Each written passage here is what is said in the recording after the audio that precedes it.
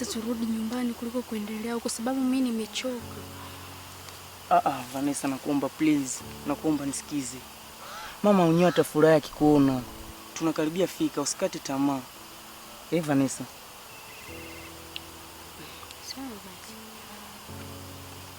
Okay, nyanyuka basi twende.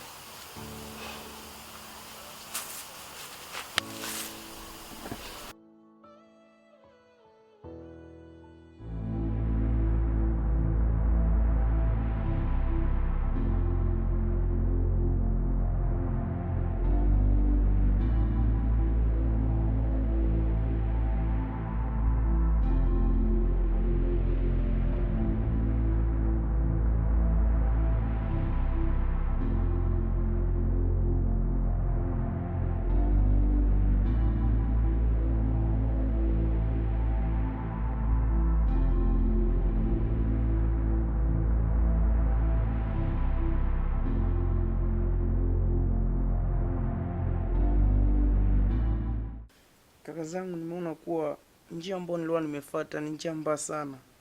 Ndio maana yake mimi nimeona kuwa tu niombe msamaha.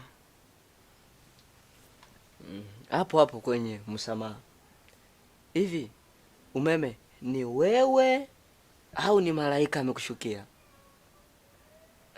Maana umeme mimi sidhani kama wewe ndio unaweza ukatwita na afu tukae chini na afu tuombe msamaha. Maana uliwa mtu wa kutoka unaingia, unatoka unaingia. Hauambiliki wala haushaushiki. Lakini leo kabisa unatuambia kwamba kaka, mimi naomba msamaha. Mimi sidhani kabisa. Na wala sidhani kama ni kitu kinaingiana. Labda ndugu yako. Kaka, kusema ukweli mimi ni binadamu na binadamu huwa wanafanya kosa. Kakaangu, mimi tayari nimeshia kusamehe. Na mimi nashukuru kwa kuwa umejitambua kwamba wewe ni mtu mwenye kosa. Ndugu yangu, mimi sidhani kama nitakuwa na pingamizi. Maana wewe mwenyewe umejitambua na umeona kwamba ulikuwa unafanya makosa, ulikuwa unapita kwenye njia ambayo sio sahihi. Sawa, haina tatizo. Na leo sasa ndo nimeamini kwamba Mungu yupo na anaweza kawabadilisha binadamu. Maana wewe umeme kabisa, Mungu ashukuriwe sana. Maana sikuwa nazamilia kama leo kabisa. Yaani unaweza ukazamilia kuomba msamaha. Sidhani. Lakini sawa, haina tatizo.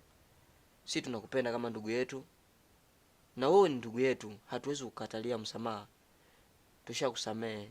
Na hata kabla wewe kuomba msamaha tulikuwa tumekusamehe zamani. Kwa hiyo hakuna tatizo. Nashukuru kaka kukubali kunisamehe. Sikuwa nazamiria kama kweli mnaweza mkanisamehe, kwa hiyo mambo